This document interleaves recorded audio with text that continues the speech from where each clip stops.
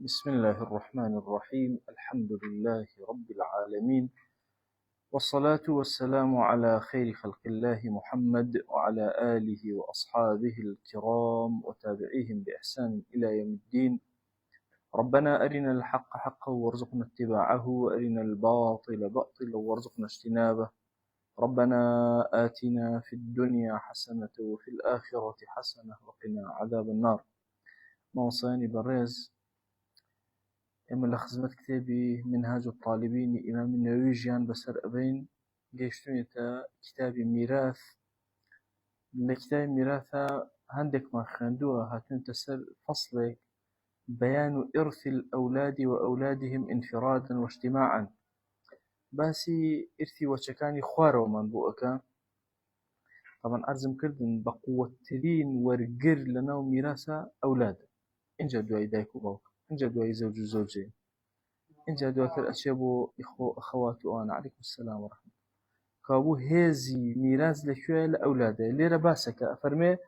الابن يستغرق المال وكذا البنون. ابن كريك أجر إنسان مرتنها كريكي هبو همو مالك أبا، يانشان كريكي هبو همو مالك أبا. حجنا مجك عصبا لبين إخوانا بشيئك بوي أفرمي الابن يستغرق المال طوي مالك أبا وكذا البنون أجر تنها شان كريشي أو أنشر مالك همو أبا. أي أجر بنتي هبو أجر يكتي هبو نيوي مالك أبا كل مالك تنابري. أجر دوكتي هبو فصاعدا الثلثاني دول سرسي أبا. ولو اجتمع بنون وبنات أجر كرو كسبك وكوبنا أو كاتشيبكين فالمال لهم مالك هموي بو أولاد كان للذكر مثل حظ الأنثيين. وأتجر فيها يجمر كروكتيكي لبجما مالك لبين كروكتكا بشكره للذكر مثل حظ الأنثيين. لكن السبب بشكره دي بجوا كركه وهكذا. كابو إسلام زاني ومانا أجر ابنك بتاقي تنها هذه هم مالك أبا، بنتك بنيوي أبا رج نيوي أوكا. كابونا دو بنت دو لسرسي أبا. أجر لقال كرو كشو أمانة هم كوبنا كامل مالك توزيع كان لبين خويانا للذكر مثل حظ الأنثيين. أميك باس من كله لأولاد إنسانك الرجبي برخوار وبصيبه أولاد ابن عيني أوها. يعني أجر مثلا فيها كم مرت كورينية كتشينية هيج بلام ليرة كوريكي كوري هي كوري كورك همو مالك كان كوريكي هي همو مالك فيك وأبن بالسوية توزيع كان لبين خويانا. أجر تنها نيرينا أجر نيرينا مينا كو أبنوا كروكسن ونمنا كوري هي لقال كتشي كورا في هرب بالضبط وكو أبي تروا وكو كتشو كوريكي هذا يعني سوي توزيع كان بوشواز. أفرمي وأولاد الابن إذا انفردوا كأولاد الصلب وكأولاد الصلب وان حج فرق يعني. فلو اجتمع الصنفان أجر هدو صنفك كوبو نوا واتا أولاد الصلب أولادي من الخوي لقال أولاد كوبو نوا على فإن كان من ولد الصلب ذكر أجر فيها يكر لكركان ما به حجب أولاد الابن كري كركان لخوارهم وين حجب. وإلا فإن كان للصلب بنت أجر وانه كتشيكي هبو كتشيكي خوي حقيقي هبو لولا شو كري هي بون منا. أفرمي بو بنتك شنك فلها النصف والباقي لولد الابن الذكوري أو كاتب كبو كي أبي بو أولادي كركان أبي نيرين كان يعني أبي الذكوري والإناث يعني أجر نيرومي بون بو أوان أبي الأخوار لدواء أو نيوي خوي بر أمي تتوزع. فإن لم يكن إلا أنثى أو إناث فلها أو لهن السدس. وأنا ما باس كذو بيرسبوه توز بالسريع أرون أجر بنتي كحقيقي هبو ليرة إثر نير نبو بنتي بنت هبو يقدانا يا تشن بنتي ابن هبو يقدانا يا تشن بنتك بناتي ابن هبو بهرهم يجلس الشاشة بنقدانا شبه يجلس الشاشة فرقناك واضح أو واضح. إيه إن جاء أمجارا فإن كان للصلب بنتان فصاعدا أجر دوكشي حقيقي خوي هبو أخذتا الثلثين دول سرسي مالك أبن أي باقي كتشيلي أوان دول سرسي أبن يقل سرسي ما وشيلي بكين على والباقي لولد الابن الذكوري أجر كري هبو نير لوي أيبا يا كري كشي كري هبو نيرين الأخوار وإيبا ولا شيء للإناث الخلص إيجا تنها كشي كري هبو دو كشي خوي هي حقيقي صلب كشي كي كري لو خوار وهي كشي كرك هيج نابا إلا أن يكون أسفل منهن ذكر فيعصبهن إلا مجر نيرينيك بالأخواري خوانو أو أنجاكات عصب لقل خويا هل يعني أجيارب والسر طبعا بقتي أم حالة تبدا أم بياو دوكشي هي دوكشي حقيقي خوي لير الأخوار لا بنتي ابني هي بنتي ابنك حجنابة لأخوارتر وشي هي ابني هي أم ابني ابناء لقل أم بنتي ابنك هو ابنوا ينشي أكن أو بشكي كماوتو ولا دولة سرسكي جلسة سيا كماوتو أمانة دير ابن ابن عصبة واضح أو شونا إنت بوي أفرمي شي أفرمي ولا شيء للإناث الخلصي أجد تنها كشهبو كشي كرهبو لو خواروا كشي كرهك لقل دوك شكا حجنابا ما قرشي إلا أن يكون أسفل منهن ذكر لخوار وشي هبه كرك هبه كري باولين كري كرهبه أو كاتل لقل أمانة أبي تعصبه وأن أهانة السرو وأولاد وأولاد ابن الابن مع أولاد الابن كأولاد الابن مع أولاد الصلب طبعا أجر شو خوارتر بون منكسة كمردوه كري خوي نماوه كري ماوه كري شي لو خوارو ماوه الرق بالضبط وقع بين السر قاعدة كاريخشته ابنك كنزك وكو ابن حقيقي كحسابك ابنك لو خوارو أين وكو شي حسابك وكو ابن حسابك همان أحكامه إتر نيرا كان ميكان ليك داني وكو خويتي واضح ما وصل مش كأما أم بابتا يكتوس ذهن كرنوي حتشتر مش كأم بابتا أتيادي همو لبرمان تنها شيء تنها توز ذهن أكيتوا باشا أو ابن أماني خوار ورك توز نزيك أنا أخيتوا للسلوت لو درس وكوا ابني هذا القل ابن فرغنا وكذا سائر المنازل عليكم السلام أبو خوار وشر أو هاي سائر منازل بون منكسكا كسينية بلان ابني شي هي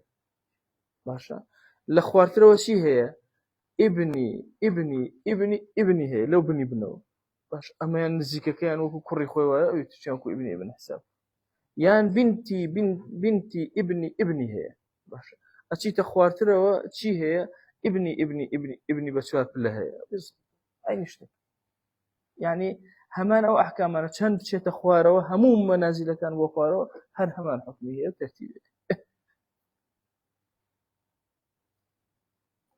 هو درسي فرائض من أخيان باسي جدة أما لما نتو أمي أبي أمي أبي أبو أمي إتبيا الرشتبون أمانة إترتاو لما تكلبو بسريكا جاريا معصايو مثلا أمي أبي أب ولا معصايو غلطة كوري غلطي شي غلطة سيري كسير أولا ما نتو إتلي ما تكلب إيشا كما لا تكسب المشكلة حتى بجيت أخوار أو هاي أو قريما مثلا كسيك ما وتو عمري كيدري إجي مديد نوح آسا أولادي شي نبيني هي خوارتره إسكاتك ميراتك هي دابشي شون بابتا يك مجال ناهلته مروف بمني لسر زي أميرات شمولينك أو بويا أو سأشي تخوار حتى باب الروح صوت الدوس ماشي سو ممكنة ابني أخوار أنا بيني وشكا وهنا هي كان وابي ابن بطوطية وإجارته ولا كابراكي بير أجريا دولاتي تركمانستان بوشي أجريتي أمانوتي ولا ضلي وتي ضلي بابير معادسكي وتي نوتي ضلي باكم معادسكي وتي رباكي أما ماوا ضلي بردي بولا باكي أمانوتي لي خوش نابن حتى وكو باكم بريانا ده باكي توش بابو الله تشوفي قبول ماكم الله أبي ترشمتي بأدي برامر باكم كده قبول لاكم الله حتى تشوف لسرو هويار تحت هيك الرزق حتى وير عفيار كده أم فيها بيرم بردو ماله وأزانه وفيها بيرم شن وشيء هو باش موضوعك هي زور جرنجا دائما لم بابتي ابن أمانة هر وكم ملاحظة به لذهن ما نابه اما خوارو من هي سرو من هي رك من هي بون منا اسم مثلا ابنك من هي بنت ابن ممكن لفنايا به ابن ممكن بنت ابن لفنايا به ممكن خوار تريش هبه مثلا دائما مثلا كألين أما أو عصب مثلا أكات عصبة كي هاوشاني خوي أكات عصبة سروتر أكات عصبة بس بو خوارو ناتشي بون منا ليرة ابنم هي ليرة ابني بابلين ليرة بنتي ابنم هي أوا ليرة ابنم هي ليرة لخوارتروا باشا شيم هي بنتي ابنم هي بنتي ابن أوا أكا الليرة أما يسروا أما يخواروا نهينه تو أما يخواروا سقوطك دائما أما ينزيكك للنيرين كان أواني خواروا إخوان تو قطع أكن بەڵام ئەگەر هاوتای خۆی هەبوو یا بەرزتر لە خۆی وردە ئەگە مادام پشک بەر ئەمە ئەکوێ لەو خوارەوە ئەم کچانەی سەرەوە بەشدارە بن ئەو قاعدەکەی بۆی ئێمە ئەڵێن نێرینەکان هی خواری خۆیان قەتعەکەن بەس بۆ سەروی خۆیان کچەکان لەگەڵ خۆیانە سەرەخەنەوە چی کچ هەبێت کە وەری نەگرت بێ مەسەن کچی کوڕی ئەوە هەموویان هێنەوە سەرەوە ئەگەر یەک دانەشە بێ لەو خوارەوە ناوێن لەناوە ئوخەیە براگرچکە لەو بنەوە هەمویان ئەوە بەرزەکاتەوە هێنێتەوە سەرەوە جا ئەفەرمێ وإنما يعصب الذكر النازل كتشو خوارەوە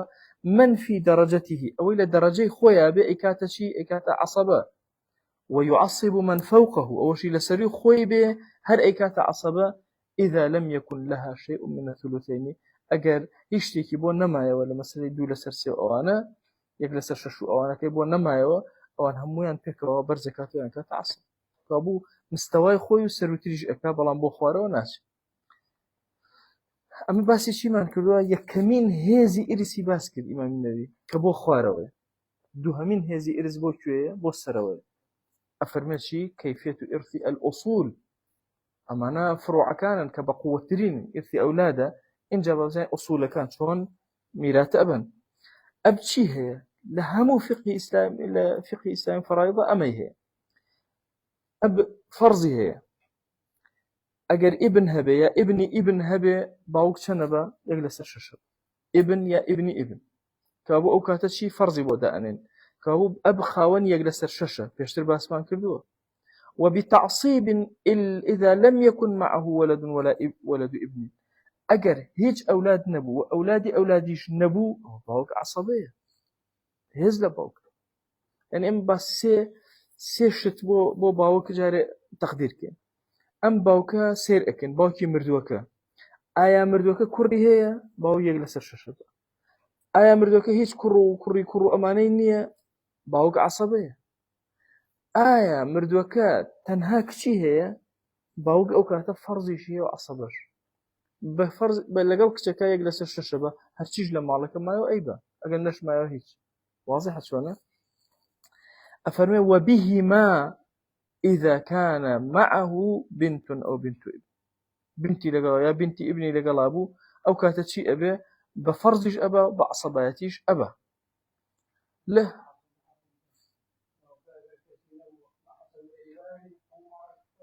أجر كسي نبو بس باكي ومثلا كوريك جنين هنا وكذا تو يكسب باكه هو مالك هذا أجر دايكش طبعا نبيش أجر دايك هبل لويا دايك كي يجلس سرسي أبا ودول سرسي كيتر أبا أجر هيج كسي كنوا مثلا كوريك جنين هنا يا جنين أو كسي نما باشا تنها خوي هي وباكي ما وباكي همو مالك هذا كاملي واضح شلونه أجر باكو دايكي ما أبو دايكي يجلس سرسي أبا باشا باوك هەموو ماڵەکە ئەبە ئەگەر ئەولادی هەبوو کوڕ بوون لێرە باوکە یەک لەسەر شەش ئەبە ئەگەر ئەولادەکانی کچ بوون باوکەکە یەک لەسەر شەش ئەبا و هەرچیش مایەوە ئەیبە جا ئەوجا سێر ئەفەرمێ وبهما إذا كان معه بنت أو بنت ابن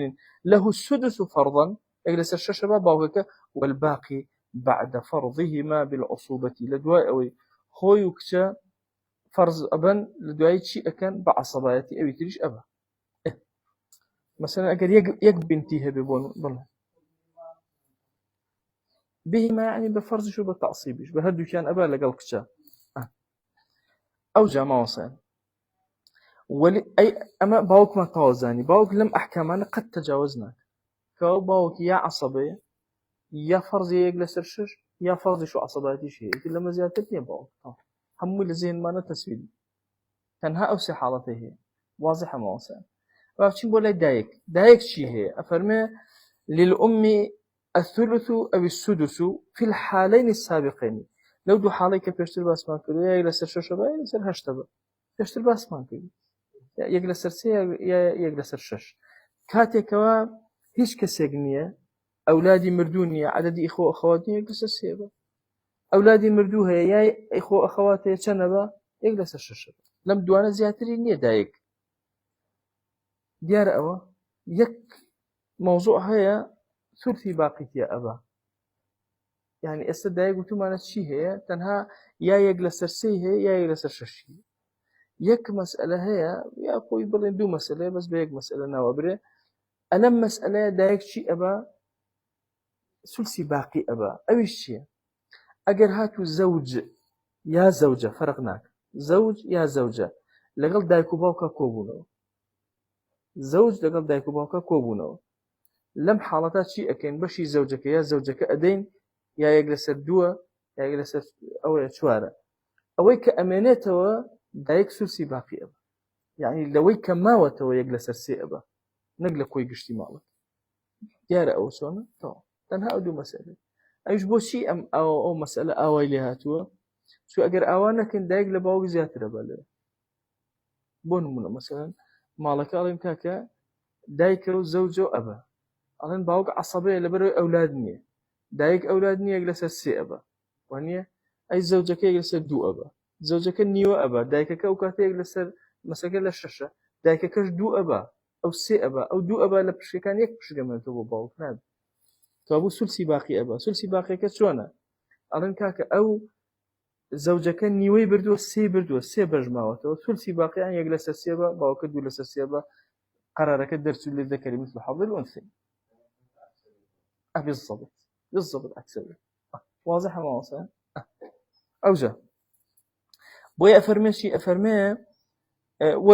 وللأم الثلث أو السدس في الحالين السابقين في الفروض باسمه ولها في مسألتي زوج أو زوجة وأبوين ثلث ما بقي بعد فرض الزوج أو الزوجة بعد فرض الزوج وزوجة ثلث باقي أدين بشيبة دايكا كابو دايكا بهيش يواز دايك لفرائضها لو سحالة تجاوزنا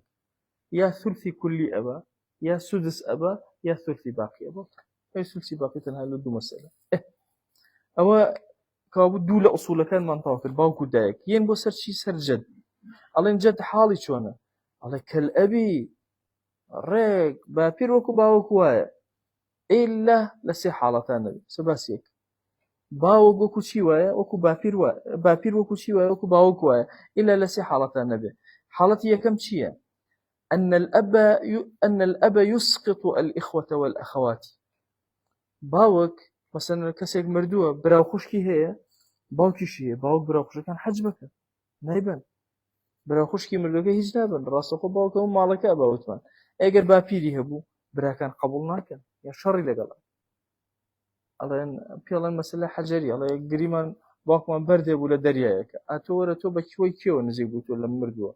بهوي باوكمان اي مش بهوي باوكمان نزيبونتو مقاسميك برا كان جنگي لقلاك واضحة او جاء فرمي اوايك كلا مسألة كان افرمي اقال اخوي ابوين هبو يا اخوي اللي ابهبو فرقناكا ين جنگ اكن لقل كيا لقل بابير والاب يسقط ام نفسه ولا يسقطها الجد اب كاتكوا بابتي جديه بيشوا بابتي جديه بيشوا اگر ابهبه دايكي ام بياو نابا كات جده واضحه شلون ابهيا بشكي امك اشيبو امي اوا بلام نايبو امي ابشكا باوكا كماوا اگر جدبو جدنات وانا ساختي جدي دايكي خوي كات جده كاك جده كان كوبون ودافير كان بابير قوتي ويني حجبك بلام باو قوتي وي حجبك او دوم واتو دوخه ديار اسو موسى خالي كم اخو اخوات باوك حجبيان اكا بابير ناتواني جده دایکی باوک حەجبی ئەکا چکە خۆی ئیرسەکە ئەبا ئەو نابا بەڵام جەددە ناتوانێت دایکی خۆی حەجب بکە بۆی ئەفەرمێ چی والأب يسقط أم نفسه دایکی باوکە باشە دایکی خۆی ئەتوانێت سقوطەکە ولا يسقطها الجد ئەوەشتا مەسئلەی ثلثی باقیەکەش کە باسمان کرد ئەگەر جەددە مەسەن باوکەکە نەمابوو مەسەن وتمانە زەوج و ئەبەوەینەوە نییە ئەگەر زەوج و ئومما بوون لە بری ئەب جەد هەبوو ئایا جەد دایکەکە با بۆ ثلثی باقی نایبە ئەوش مەسئلەی سێمە کە اختلافیان ئەو کاتە دایکەکە پشکی خۆی بە باپیرش پشکی خۆی بە واضحە ئەسە بۆ هەر ئەوەی پێشتر وتمان زەوج و مەسەن ئوم و ئەب زەوجەکە نیوە ئەبە سێ مەسەن لە شەشە سێ پشک ئەبە ئەو کاتە دایکەکە چی ئەبە دایکەکە لەسەر سێ ئەبە دوو پشکە بە یەک پشک ئەمێنێتەوە بۆ باپیر پشکە ئەم قەریبترە نزیکترە ناتوانێت حەج بکە ئەڵێ والأب في زوج أو زوجة وأبين يرد الأم من ثلث الباقي إلى من الثلث إلى ثلث الباقي ذلك كلا ثلث وثلث باقي أبا باوكك ولا يردها الجد جدك نايبة واضح أو ما وصل كابو أو بابتي جدش منطقة طبعا جد أمانته ولا يك موضوعي أمانته وشكت شلون مقاسمة لقى البراكانات شرحي تستوي خير لقى البراكانات دواي باسيك شكت بشي كما بيتو إكاته الله وللجدة باتشين سر دابير شي هي سدسي هي لها محالة كان وكذا الجدات أجر كومولا جدش كوبونوا هر سدسي كبر يجلس الشاشة واضح ما وصل يجلس الشاشة إيه لا ورا يجلس الشاشة كم يشبه بس هم يكوبونوا أيضا أنا بيرن يكدينا لله والنبي ما شاء الله تسن ما شاء الله جدة وجدات هم سدس أبن ترث منهن باشا كاملة جدات أبا بس آخر إما الجداد مشكلة ما هي إما الجداد لشوار طرفه زيادة شون لشوار طرفه بون منا لأبوا جاري لم نزيكوا دايكي أوهي واضحة دايكي باوكي أما جديك دايكي أما جديك دوايك أتشي تقوناغي دواي أوا لطرفي دايككوا أين دو طرف ما ودروسه به ماشي أبي بو لطرفي باوكي دايكك وجدد دروسه به لطرفي دايكي دايكك شوها بملاشات جدد دروسه به يتر أروع إيش كمان زوج وربو إما تشيبكين لم بابته أفرمي شيء أبا كينا بعلى وترث منهن أم الأم وأمهاتها دايكي بطرفي أفرتك أنا برو أمشك ميراتي أفرتانا هزلر لا أفرتانا الله وترث منهن أم الأم وأمهاتها المدليات بإناث خلص أوانيك تنهاب أفرد نزيك أبنوا دايكي حتى بروا ورق واضحة خلص وأم الأبي وأمهاتها باشا كذلك إن جاء أمي أبي شمان هي أمهات كان شان هروان دايكي باوك دايكي باوك حتى برا لطرفي أفردك قال له أروى تو وكذا أم أبي الأبي إن جاء أمي أبي شمان باشا لطرفي بياو كانوا أمجارة أم جدة بلان بطرفي بياو نزيك أبي أب شون الله أمي أب الله أمي أبي أب أمجارة أبو شوازة وأم الأجداد فوقه جابرو أمي أبي أب باش هم بس أمك لا أولا يتربى الرزق أب ورق وارو هر أبا هر يتسر وضعك وأمهاتهن على المشهور أي هوا إنجا أمهاتي أم طرف شهر وهاية علي أمي أب أو بيا أروي بوشوازة أو طبعا أفرميتي على المشهور عليه لسر مشهور بو كما رأي دوهما هي لمذهبا عليه لا يرثن لإدلائهن بالجد على ما دام بجد نزيك أبنوا نابا أما هر كاتيك نيري كوتا بين دومي أما قاعدة كي ليرة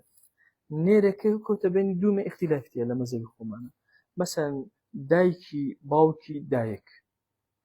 أقاتني طرفي دايك وباسكم دایکی باوکی دایک ئایا ئەمە ئەبایان نابە مەشهور لە مەذهبە ئەبە قەولی دووەمەڵە نا ئێستا لاتان واضحە چۆنە ماوەسەیان بۆیە ئەڵێ چی ئەڵێ وأمهاتهن على المشهور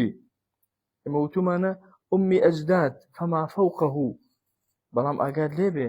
ئومەهاتەکانیان لەسەر قەولی مەشهور ئەبە کەویش ئەو ئومەهاتهن مەبەستی چییە هەموو مێیەکە ئەکەوێت دوو مێیەکە نێرەکەوێتە بینێ ئەیتر ئەوە دوو ڕەئی لەسەرە دائیمی کابوو ئێمە هەموو جەدەکان بێنە زیهنی خۆت هەموو لەمە تەجاوز ناکە یا ڕاستەخۆ بەمێیەتە خوارەوە هەمووی ئەبە بەمێیەک و ئەوانیتر نێر ئەبە واضحە چۆنە مەسە ئەڵێ ئومی ئەبی ئەبی ئەبی ئەبە حەد با بڕۆ ئەیبە نە ئەگەر هات ئەبەو شێوازە لێ ئومی ئەبی ئەوە بۆ تەرەفەشە ئەڕواخر چیان لێ بکەیت لە مەشهور لە مەذهبە وەڵا ئەوان شەبە بەڵام لە قەولی دوی مەذهبە شکر ئەڵێ نایبن ئینشەڵا ئەگەر حکومان کەوتە دەست و زۆر بوون ئابەمی دووەم ئەیکەن بۆ جیا دابێت ئەمە زۆر زەحمەت چکە ئەوانەش بێتەوە کۆ ئەبنەوە هەموو کۆ ئەبنەوە ئەیدە باشە کۆبوونەوە هەموو ئەمانە چۆن ئەیبن عینەن دوو ڕەئی هەیە ئایا ئەوانەیان کە نزیکن دوورەکان حەج بکەن یا هەمویان مساوی جەدە جەدەیە ئەوەش قسەیە ئەوەش دوو ڕەئی عین باش وضابطه أتخاطوزي وما كذكروا بالقرآن أو بوين الله وضابطه ضبطي هنا كانت شون أكي جداتك كان كل جدة أدلت بمحض إناث أو بمحض ذكور أو إناث إلى ذكور ترث أو قاعدة هار جديك بمحض إناث أمي أمي أمي, أمي رشد خواره يان بذكور أمي أبي أبي أبي أب أوجه باشا يان إناث أمي أمي أمي أمي أمي أب إناث إلى ذكور لأخيرا جيش النيرك ترث هم ينبن أو أورد كابو بس طرفا جدك سركي بطرفي شوارما من أدلت بذكر بين أنثيين فل أو قاعدك أو يناب واضح اسم وصل أو أصول شمان توكر كابو إما فروع من باسكت ابن بنت ابن بنتي ابن أو بتشون أروى هاتي سريش من باسكت سركي دايك باوكو جد أو جابا بينه وبوكي بو حواشي كان حواشي برا خشكن كلا دور بري إنسان أفرمي طبعا حواشي تنها برا خشكناك مامو آموزا همويك أويك خزمكان أوك أفرمي الإخوة والأخوات لأبوين أجر إخوة وأخوات ودايكو باوك إذا انفردوا ورثوا كأولاد الصلب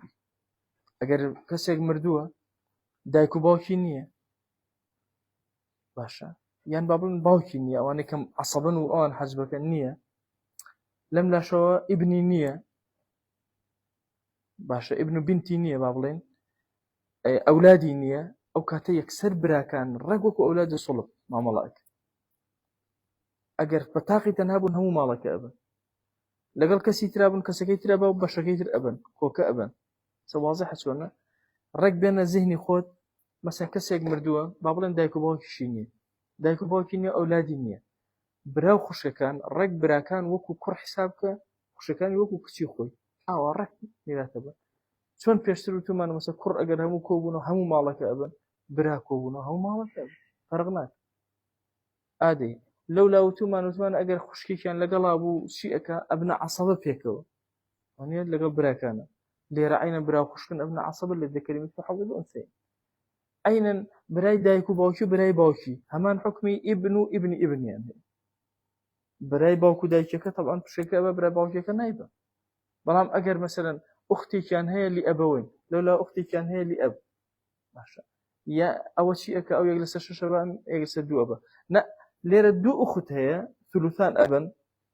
دو أختي لأبوين هي ثلثان أبا أخت اللي أبا كل نابا إلا مجر برايك هبه يا خوارتر باشا كوري برايك هبه ورزا برزي أكاتو أو أكاتا عصبو شكيك أبا ديار أوا الضبط أو هاي أفرمين الإخوة والأخوات لأبوين إذا انفردوا أقرب تنهابون كسيتر النبو ورثوا كأولاد الصلب وكأولاد الصلب وان وكذا إن كانوا لأب أجر برا بۆ برا ینی باوکیش بوون مناڵەکە طبعا دایک و باوکی بوون ئاوایە ئەگەر باوکی بوون برای باوکو دایکی نییە و ئەمانە تەنها برای باوکی کۆبوونەوە ئەو کاتە عینەن ئەفەرمێ و هەروەکو ئەوان ئەوان ئیلا لە یەک مەسئلە نەبێ پێ ئەوتێ مەسەلەی مشەڕەکە ئەگەر نا هەر ئەوها مشەڕەکەکە چییە طبعا ئێمە لێرە یەک شتان بۆ ڕوونکەوە ماوەسان ئەولادی ئەبەوەین عەسەبەن مثلا برای دایک و باوکی ئەبێتە چێتە عەسەبە برای باوکیش هەر عەسەبەیە ئەی برای دایکی عەسەبە نییە پشکی هەیە پشکەکەی پێشتر وتومانە باسمان کردووە ئەگەر یەک دانە بوو یەک لەسەر شەشە بە ئەگەر زۆر بوو لەسەر سێ وان باس کردووە طبعا ئەم دوانە ئەگەر عەسەبە حکمەکەی ئەمەیە ئاوامان وتومانە ئەگەر خۆی بەتەنها بێ و ماڵەکە ئەبا خۆی بەتەنها نەبوو چی مایەوە ئەیبا ئەگەر نەشمایەوە هیچ ئەم نەشمایەوە لە ئیبنا تەسەوور ناکرێت لە ئەبا تەسەوور ناکرێت بەس لە ئیخوەیە تەسەورەکرێت لە عەمامە تەسەورەکرێت لە ئیبنی عەمما تەسەورەکرێت هەچی بۆ نەمێنێتەوە ئەو جا سێر کرد لێرە ئێمە مەسەلەیەکمان هەیە کە شێخ هێناوێتی زەوج و ئوممان هەیە لەگەڵ وەلەدی زەوج وەلەدی یەک وەلەدی جا سێرکەن لێرە زەوجەکە چەندە بە ئەڵێ مەسەلەکە لە شەشە زەوجەکە چەندە بە لێرە یەک لەسەر سێ پشکە بە یەک لەسەر دوو سێ پشکە بە دایکەکە چی ئەبە باشە یەک لەسەر سێ ئەبە چکە ئەولاد نیە عەدەدی ئیخوەخەواتیش نییە کابوو چەندە بە دوو پشکە بە ئەی وەلەدی ئومەکە چەندە بە ئەو یەک لەسەر شەشە بە یەک دانە ئەبە کابوو هیچ نەمایە شەش پشکەیان خوارد ئەگەر لێرە برایەکی دایک و باوکی یا برایەکی باوکیە بە هیچی بۆ نەمایە سقوطی کرد چی بکەین ئەمە مەسئلەی مشەڕەکەیە ئەم برای باوکی داکەڵ کاکە من بە دوو سەرەوە بۆ خاتی خوا لەو نزیکم تۆ بە لای دایک و تۆ بەری من نەبم ئەی کاتە شەڕ و فەرتنەوە مشکلەمان بۆ دروستەکە پێڵێن مشەڕەکە یێ ئەم پشکەی کە ئەم برایە هێناوەتی لەگەڵ یا بەشە واضحە ئێستا چۆنە یەک بەشەکە شەڕ لەسەر یەک بەشەکەیکە پشکێ وەرەگرێت نازانم چنێت احتیمالە پشک زۆر بێ سەیری فەقیرکەین لەوەچێ بڵێن 250 بێ لەوەچێ دەیان دەفتەر بکە نازانین بۆیە ئەمە پێ ئەفەرمێ چی ئەفەرمێ ئەمە مشەڕەکەی پێ ئەوترێ فيشارك الأخ ولدي الأم في الثلث باشا ولدا أجر دو أولادي هذا باشا جالسك أجر هر عين اشتكى دو أولادي شبه أو كاتب دايكا كشي أبا أوان يجلس السيمان دو بشكك لسه دو بشكك شركة يلا قال أنا أي كاتب فرتناو لو ثلثي كوريان قلتوا أي كاتب قالوا بيلا مشركة هو كاتب شريكة باش أما إستا ديار ماصان فأبو إستا لما مسألة براي دايكو باوكيكا هاتا بيشو دايكيشو باوكيشا بو هاتا بيشو على كاكا دايك باشا قيناكا باسو وازل باوكم بينا يقول دايكا يا مبرين تو بوبشي ولي مني واضح سوانا على كاكا بحر وازل باوكم بينا لبرشي دايكا ولا مشاركة لقلاك مشاركات واضح إستا سوانا ماصان يعني أو توزي كماوتوا مثلا بون من دوبش كان بركوتوا أو كات دوبش كان لبيني وخانا بي كان السيان توزي كان بسر سياش كان مش هاتا بيشو أجد داكو بون أجر باوكيبو هيج نابا بو الربطي بمانون أنا كاك من دايكي ما تو شي يعني تو باوكي تربطك بمنو تابي بشكم لي بي واضح شلون أم علي من دايكي باوكي الربطهم هي على كاك وازل باوكم بينه وبش دايكم أمره بس أجر باوكي بش دايكاتك إني دايكي جاء هيك بس واضحة ما وصل جاء الله ولو كان بدل الأخ أخ لأب أجر بري أخي لأبوينك أخي لأبو ساقطة بحكي ورناك تكربتي بيوين واضح بأوج ما وصل ولو اجتمع الصنفان ما وصل أجر دو صنف كوبونو على وكو اجتماعي أولادي صلبوا بني نكانا أولادي ابن حسابيان بوبكا فكاجتماع أولاد الصلب وأولاد ابني إلا أن بنات الابن يعصبهن من في درجتهن أو أسفلها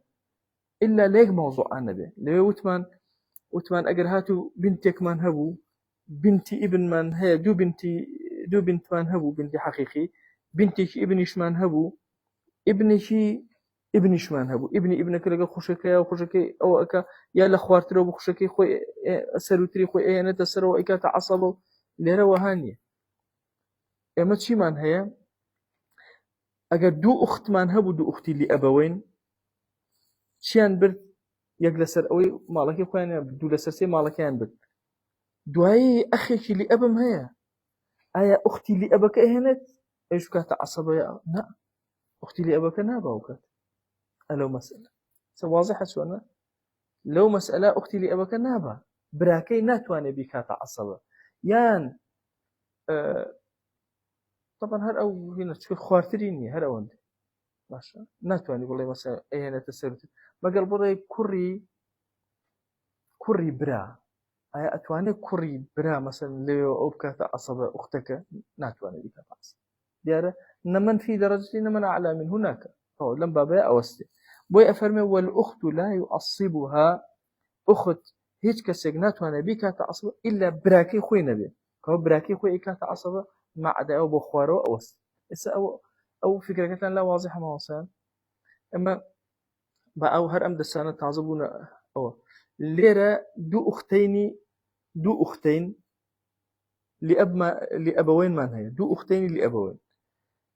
لئەبەوەین چی ئەبەن دوو لەسەر سێ وتمانە کە دوو لەسەر سێیان بر ئوختی لئەب ساقطەکە. لێرە ئوختێکی لئەبمان هەیە لێرە ئیبنی ئەخمان هەیە ابني أخي هان شو تخواروا ابني أخي لأب من هي آية أم ابني أخي لأبا أتوانيه مثلا أما يسروا بكات عصبوا بها نتسرنا دي رقصة كتوانا أتوانيه مثلا أجر أما خوي برايها بو خوي مثلا أما أختي لأبا أما أختي يك أخي لأبي شمان هي أخي لأب أختك خوي هنا نتسروا بلام قد هي خواروا هي سروا نابا ديارة واتە تەنها مساویەکان لێرە ئیشەکەن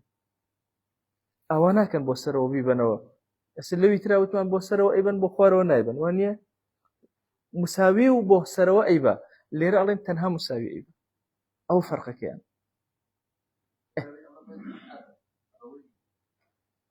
نه بالضبط وەکو ئیبن لەوێ بنتی سڵبمان هەیە لەگەڵ بنتی ئیبن لەڕێک معادلەکە عکس کردە ئوختی لئەبەوەین بکەرە سڵب أختي اللي أبكر أخواره درس أيش درس بس تنها فارقك أوندي لو مثلا ابن لو خواره بنتي ابن كان زيك تربو أي أنا يسرو لقى الخويا ليرا نايكا بس بلي ابني أخم هيا لو بنوا أي أتواني أما يسرو بكاتات نايكا أوست والأخت لا يعصب إلا أخوها أو قاعدة براكي خوي إيكاتا عصبة بس كتشو خواره نتوان نايكا تعصب شكبا پشکەبا کوڕەکە پشکەبا مەسەن بۆ نمونە کەسێک هەیە دوو خوشکی لئەبەوەین هەیە دوو خوشکی لێبەرەکە چەندە بە ثلثانە بە لەو لاوە ئیبنی ئەخێکی هەیە هێتە سەرەوە بە عەسەبە ئەیباتێتەوە واضحە چۆنە با لئەبیش موشکیلەمان هێت ئەیبا چکە نێرە قووەتی هەیە و دێت پشکەکەی خۆی ئەبە بەڵام خوشکەکەی خۆی ئەکاتە عەسەبە سەروی خۆی و ئەمانەی نییە ناکاتە عەسەبە كابو أو بشكي كوري قد أجر خشكي هو باش أيبا ولا أيبا أي سروتري أتواني نخي ناتواني واضحة شلونه؟ خوي أما حالتها كأشياء خواروا بعادتي مين كان قطعا تنها نيرينا كان أمامنا نيرينا كانيش براكي خوي أتواني باش بلا أبي تبهيش شو زي ناتواني كابو استئم قاعدة أبو شوازية بالضبط أوي برواكن أجر أوي ابن أو ضبط كده مشترك أما ضبط شو أما كم رؤدا حالتك هي ابنك رؤدا زور بس أم أختي مثلا لأبو أو بشت أخواره كم حالته كم دقمن أو جوابتين بو أما باسي أخواتي لأبوين من كل لقال لأبا أم جاره أفرمي وللواحد من الإخوة أو الأخوات لأم أجر يقدر نهبو لإخوي شيان بركة سدس كشتر باس مان كلوا وللاثنين فصاعدا ثلث كشتر باس مان كلوا سواء ذكورهم وإناثهم فلان أم خلاص زور قريب نيرو متيا وكوي بجداري الأولاد أمة مثلا براي دايشي كأما ألين مثلا ألين أجر يقدان بويان أو مثلا دودان بويان سيان بو أجر يقدان بو ألين أو يجلس شاشة أبا كج بهر يجلس شاشة أبا كور بهر يجلس شاشة فرقنا ألين دوان زياتر بن مثلا ألين يجلس السي أبا يجلس السي أبا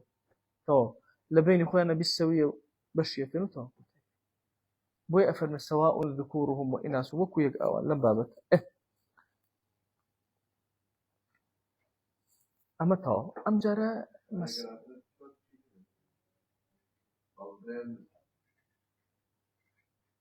شارك شيء ببران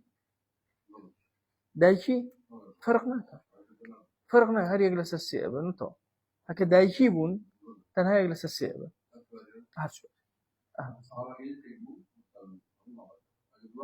لا لأم بس لأمك لا لأم أجر يقدان أبو يجلس الششبة زورتر بون هر چنه بن مشكلة نية يجلس السي أبا بهمويانو إتر مالك إتر أمانته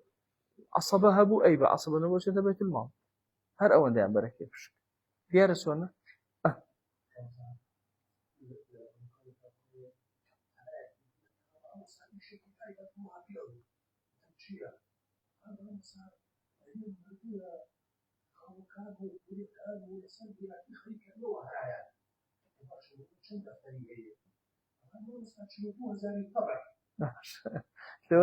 تمر دابشيك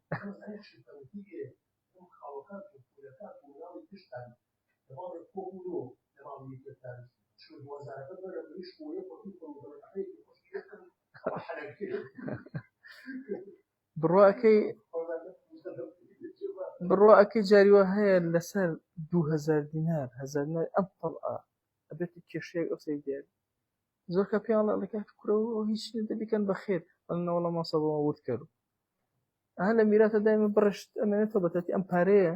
چکە لە 250 کەمتری نییە لەوێ مەسەلەن 50 ماوەتەوە لەوێ سخۆ ماوەتەوە دەیدی ئەمە کو ئەبێتە جاریوایە مەسە کردێتە 1000 هەیە قبول ناکەن بکرێتە خێر ئەڵێ بۆمان بەشکە ئێکاکە بەش داکرێ قۆ پەنجە دیلاری دی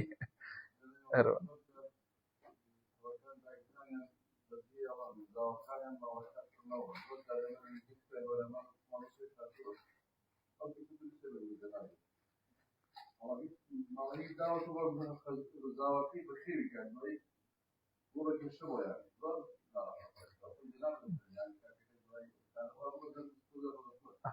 والله ده سبحان الله مال وإنه لحب الخير للشديد أو جاء موصلا يك موضوع هي أفراد طبعا ما عصبة سيجورة عصبة يكون بنفسه مثلا كرة باوكة براية من عصبة بنفسهم عصبة يكون هي مع غيره عصبة يكون بغيره عصبة بغيره شيء باش أوي مع غيره بابلين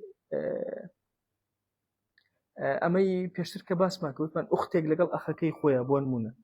بنتك لقال ابنها مثلا فيكو ابن عصبتها عصبية من هي على بغيره نجمع غيره أو أنا بغيري أما ليك حالته كأفرت طبعا عصبة كان قد يقتن ده هموي نيرة وانيا علين عصبي بنفسه هموي نيرة عصبي مع غيره نير ومين يكشن من هي عصبة شو ميشة بتنها شونا أجر أخت بنت كوبون أخت بنت باشا كسك أمر بنتي هي بون منا أختي شي هي أو كاتب بنتك تشنق أبا يقصدوي مالك أبا أم أخت لقال أب بتافيوتي عصبي مع غير أو يتري مالك يتري أبا ها عصبي بغيره هم مالك أبا بيرقصك شونا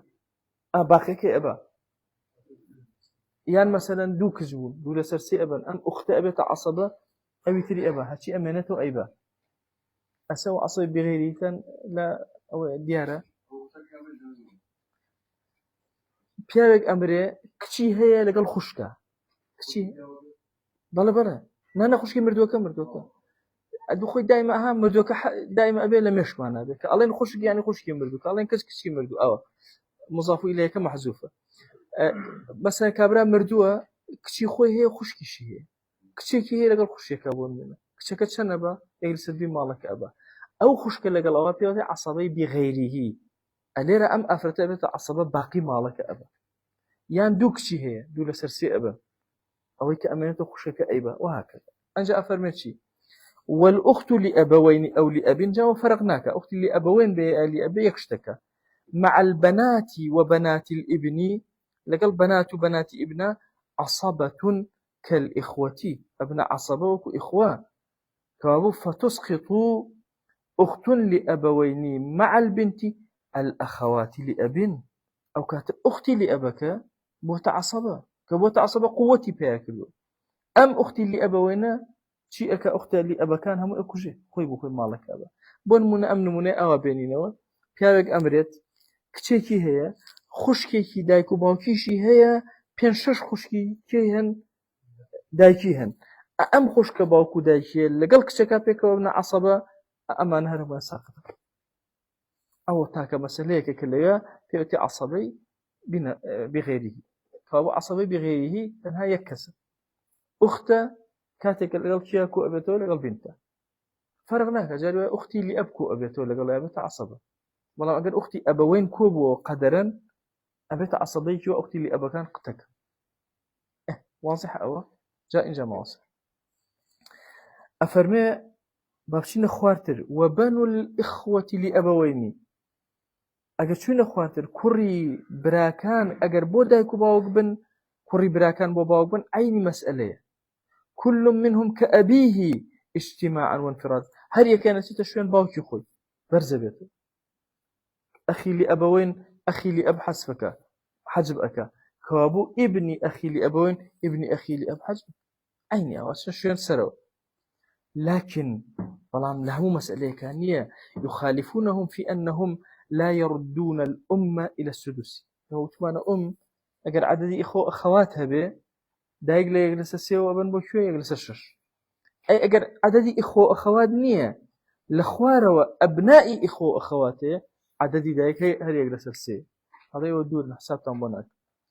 أويك دو لفرق كان لقل بابيرا براكان جنگ كان والله كوري براكان جنگيان بيا ناكري باشا عليه ولا يرثون مع الجد لقل جدة أولادكاني براكان حمويا ساقطة أو دو سي ولا يعصبون أخواتهم خوشكاني خويا ناكنا أوا باشا خوشكان ابن ذوي الأرحام بيه تاو همو يسقطك ما توان بيان كان عصب بون من بلي والله كشي براهيا ما دام لقل براكات اللي هو فار ورقه ورناك ذوي الأرحام واضحة شو كشي براه إن جابوا خوارتر نا بو مردوكا بنسبة مردوكا وأكاتا برازة بنسبة مردوكا قينا لبين إخوانا كان آموزوشتي ما قماني بس بين إخوانا لقل مردوكا إما أو حسابك أها كشي كرهيا كشي كرهيا لو خواروا باشا كابو استئما أجر مثلا قاعدة كأوابين كسك مردوة براكي هي باشا براكي شي هي أولادها أولاد النيرين كان ينسروا يخش كان هيك واضحة كابو استئما قاعدة كبو شوازي براي دايكو باوكي خش كان خويان إذا كان عصبا أي أجر شو خواروا كوري براي دايكو باوكي آية كشي براي دايكو باوكي أنت سرنا شي قاعد تعصب هيك ذوي الأرحام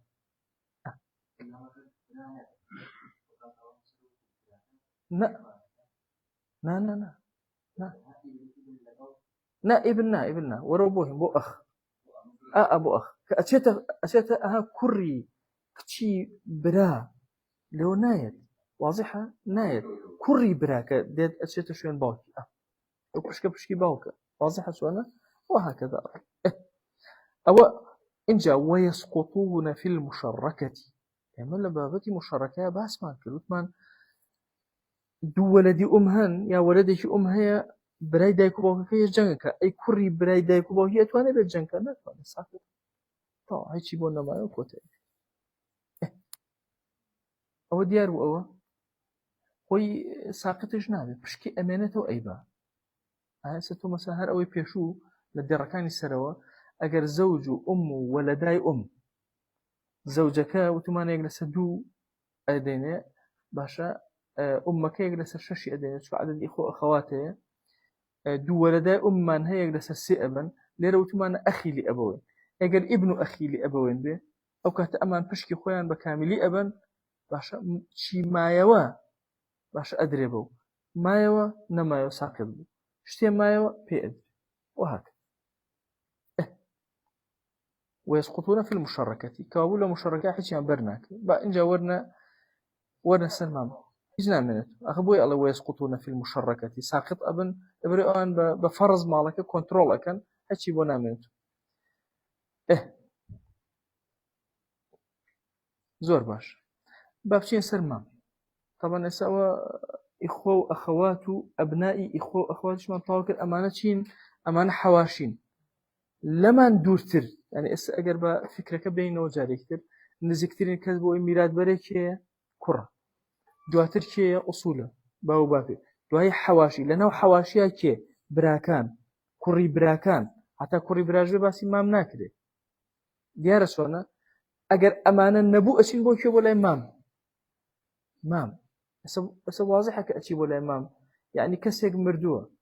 باوکی نەماوە کوڕی نییە برای نییە مامێکی هەیە مامەکە لەوەیە میراتە حمات نا عم واضحة أو مين كان نابن نيرنا كان أبن ينفشوا عماتي ابن ذوي الأرحام الله والعم لأبويني ولأبين جات سبحان الله ليش كشيء ما بدو سيده طبعا أسأل لكرد زور تصوري أماناكي بس لو شو ناني كجني دوهم وسيهم أهل ديو زور قربوا عم حالتنا زور عمي لأبوين وعمي لأبو ابن أخي لأبوين لأبو همي أو أروى ابن عمي لأبوين وابن عمي لأبو همي أبتا ميمزا وأنا يكفي طبعا أفريقيا استرجعوها يعني أوهموا هنا تيقل أبد نسبك شون جاءك يتوشون عين عمي لأبوين لقال عمي لأبا بالضبط وكو أخوها لأبوين ولأب اجتماعا وانفرادا هل وكو أوانوان وكذا قياس بني العم وسائر عصبة النسب كاك بني عم شهر آوايا همو عصبة يتر هل وكو أخا طب أخ بنياتي لسر ابنه أخ بنياتك لسر ابن دانا وحتى ابن أجر كنترول كيتو أخذ كنترول كي أخذ كنترول كي عمد كنترول كي عم كنترول وحتى شي نسبة يتريشا عصبة شيء أمنا باس ما كر بو خاطري خو عليه والعصبة من ليس له سهم مقدر من المجمع على تورثه أو هيك السهم كي تايبتي ندراوتي فيرث المال هم مالك أبا قربة تنهابو أو ما فضل بعد الفروض يا هرشي ما يولواني في الأيبة أما بريتيل لشي بريتيل العصب زور باش يتربو عصبي عرزم كردن عصبي هر أم بابي عصبية قد قد بدأ عصبي بنفسه تيايا كنيرا كانن عصبي مع غيري تيايا كخشك كان يانن عصبي بغيريش تيايا كأخت بندو موضوع كتير من هي أما طبعا لما سلا عبد جارية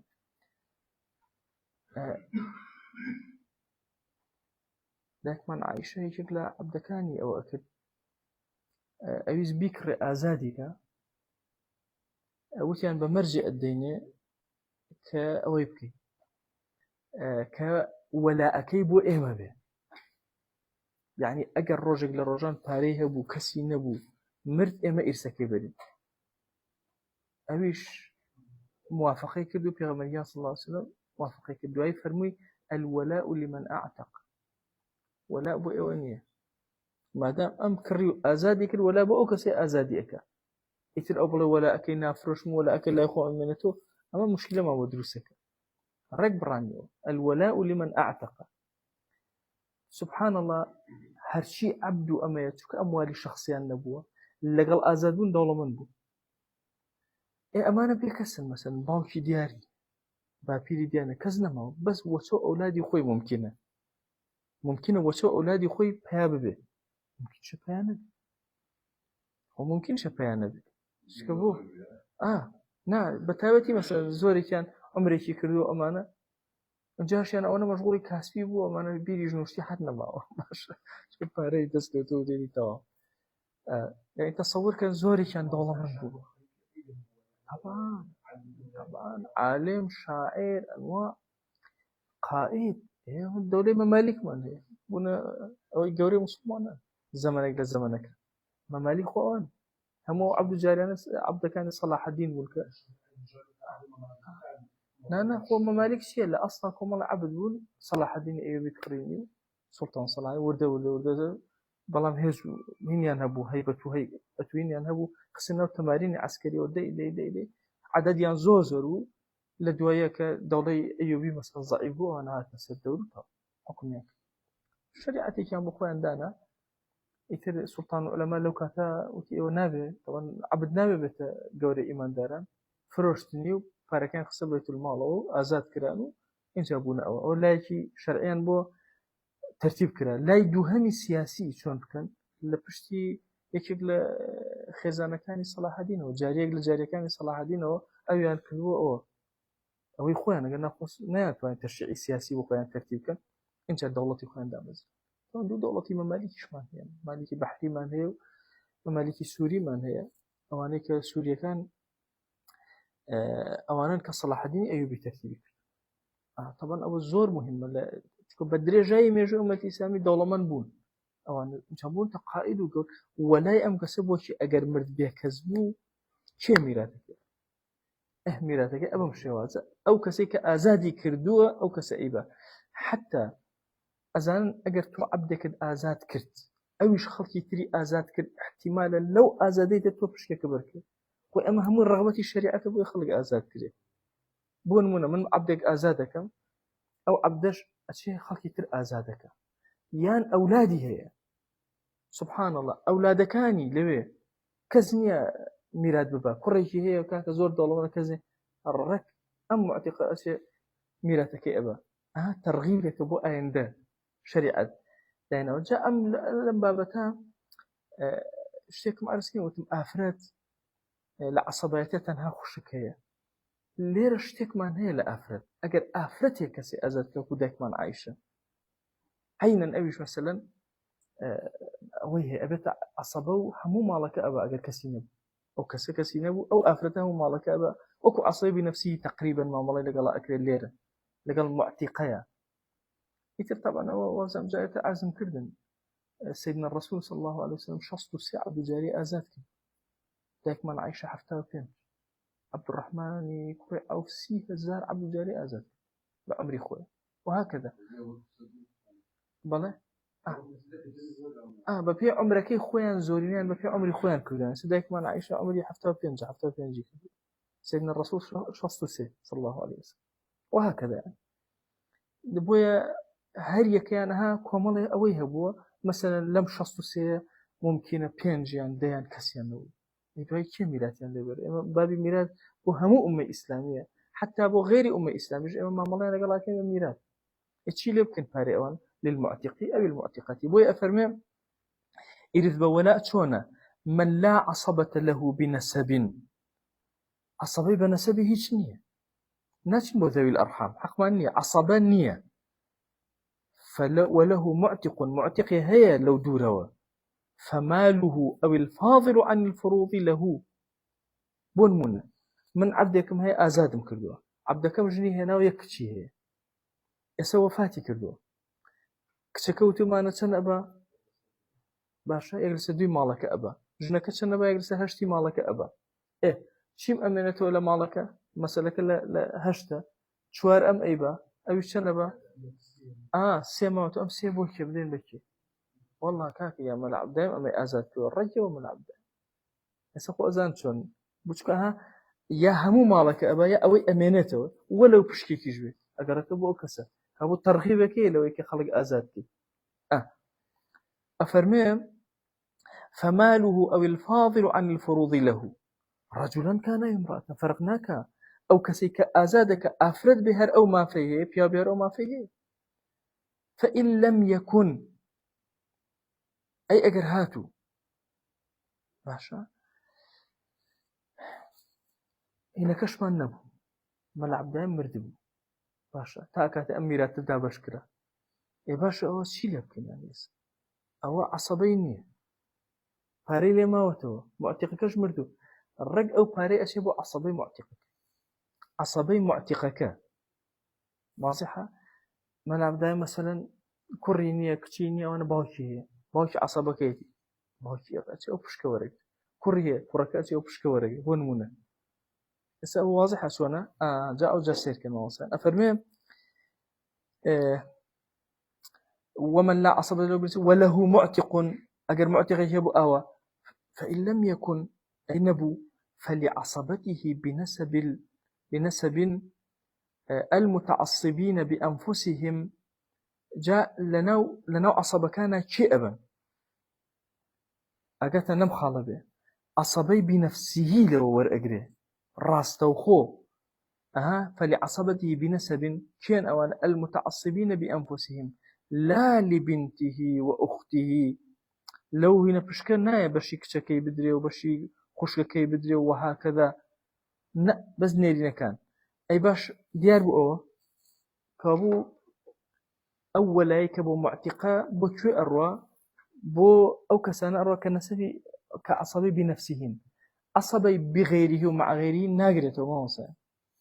ديار أخو عصبي بنفسه أقرته كابو كابرا مثلا باڵێن هەر نمونەکەی من تازە کچیشم هەیە و کوڕیشم هەیە ئەو پارەکە لێوە هەر بەس بە کوڕەکان ئەدرێەوە کچەکان ناگرن دیارە چۆنە مەسەن دایکی هەیە و باوکی هەیە تەنها باوکەکە وەریەگرێ وهكذا یان برای هەیە و خوشکی هەیە تەنها براکان وەریەگرن لەو پشکەی کە لە عەبدەکەوە سەر ئەکەوێ بۆ سەرەوە ئەی باشە تەرتیبەکەی چی لێ بکەین کێ لە پێشەکەوت ئەڵێ کاکە وەکو بابەتی نەسەبەکە چۆن لەوێ کوڕ مەسەلەن ئەوانی تر لە ئەبا مەسەلەن باوک براکان حەج بکە یەزە بدە کەوابوو باوکەکە ئیبا براکانی نایبن يعني ئەوە تەرتیبەکەمان ڕێخستووە لكن الأرض أظهر أن أخ المعتق وابن أخيه يقدمان على جده باش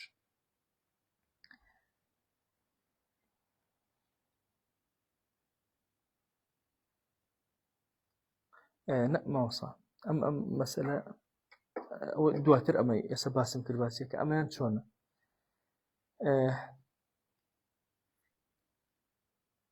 كسيكم هيا بهاد مونك يخون بينه من هاتم عبدكم آزاد كردو نأبا أمجارنك من عبدك هي آزاد كراوة باشا آزاد كراوة أم عبدك آزاد كراوة ومرت معتقك مردوه أو كسيك آزادي كردو مردوه نية لدواي أم راستوخو أتشي بوشي نأتو أرزكم ناتشي بو معتقك باشا ناتشي بو أولادي معتقك فلما كان أتشي بو عصبكي خوي جاري عصبكي خوي سير أكين أتشي بو أوان لأن عصبي عبدك تعرزكم قالت شيء فلعصبته بنسب المتعصبين بأنفسهم لا لبنته وأخته وتلك الترتيب في نسبه لكن الأظهر يقدر خطوة أو تعبير بخن لا بس هر عصبك هر أوي بيشو بس يك خلديتها فلما تزام شون علاجك فإن لم يكن له عصبة تو بو معتقك يجا أو هي معتقك دواتر هنا أو تو ما وصل هر أول نمونة خمان تو أوي ملعب دايم كوتم باش ميكان نابن نيرين كان أبن يك أظهرك ببسم لأظهرك ليرة يك خالها زور قرنج أخي معتق بون منا مثلا أو من عبد كم آزاد كدو أولاد مني أو أنا أخي معتق هي ابني أخي شيء جدي شيء لسرو إما لبابتي ميراتك وتمانا شيء وتمانا جد لقل إخويا جد بهسترينا هي مقاسمة أكا لقل شيء طبعا هيش تباس ما نكدو أو بوي توزي إشكال دروسك أجر جدو إخوة كوبونوا بشكي شير أدين بكي بشكي شير أدين بجد أي أجر لمعتقك كوبونوا يعني معتقك خوي نماوە بەڵام ئیخوەی هەیە لەگەڵ چیە لەگەڵ جەددە ئایا کێ ئەخێنە پێشەوە ئیخوە ئەخێنە پێش ئێستا واضحە قسەکە ئیخوە و ئیبنی ئەخیش ئەخێنە پێشکێوە پێش جەددەوە جا سیرکە ئەفەرمێ لكن الأظهر أن أخ المعتق وابن أخيه يقدمان على جده أخرين فيش بابيريو فإن أو واضح وما وصل هاتو أسدي قد بدن كسي آزاد كدو ملا عبدا إم هاتو مثلا عبدك آزاد كدو لم عبدا باشا همو أوانيك عصبا بنفسه ينا بيشوا ورقر واضحة لكوا ينا بيشوا ورقر مثلا عبدك كسيني وأمانة ملا عبدا إم نماوا براي مثلا كوري ملا عبدا إم باوكي ملا عبدا إم براي ملا عبدا همو ينا بيشوا بو بردني أم بشكا أوانيك ميلاد بنفسي أبا بنفسهم إنجا يك خالتيك أظهر لمذهب أوايا أخو ابن أخ أكون بيشكي بيش جد أوانا قويترن حاشيكي قويترن واتلا أصول كان يمرق نسوي نسرو لا ابن أو أشين أخوارو بلام كي نسرو تنها لأبا رايقري أشين بوكي وشي أي بو أخو ابن أخو أو بو شواز أي أجر من كسيكي عصبي بنفسهم نبو يعني أوا عبدك مردوه باشا عبدك كسيني منيش مردو منيش عصبي بنفسه منية عصبي بغيره مع غيره أمانة عصبي بنفسه منية ايش بكلمة الله فلي معتق المعتق منيش وقت يخوي عبد بوم آزاد كراهم بو أبي ديارة شونا أبي تر عبد بو آزاد أروى إنجاز دي قد بدن أفرمي فإن لم يكن له عصبة فلمعتق المعتق ومعتقي معتقي اقرأ يجنما عصبي معتقي كلب وهكذا كذلك أو ديار ما وصل أي أقر أمانة حر هيك نبو وشتو بيت المال طبعا بيت المال أوقاته أفرتنا بيت والله أقرأ يجنما أبو ينوب وبابتي ذوي الأرحامك أسينو سر أو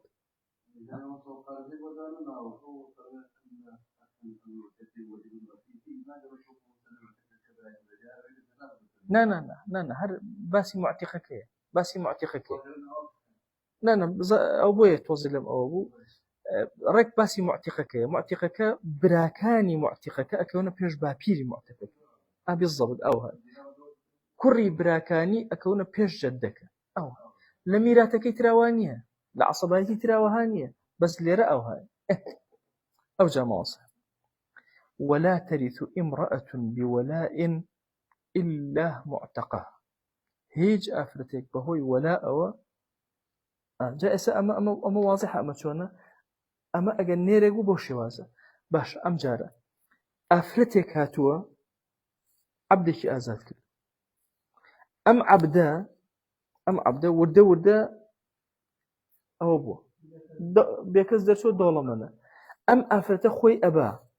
دوای ئافرەتەکە خزمەکانی ئافرەتەکە نایان ببن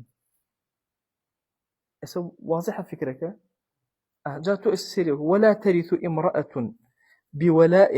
إلا معتقها بس أو منتميا إليه بنسب أو ولاء هیچ ئافرەتێک میرات نابا بولاء إلا لكي أبا لمعتقكي أبا يك ئافرەتەکە لكي تر أبا أو منتميا إليه بنسب أجر هاتو لخواري شو مثلا منتمن إليه بنسب بون من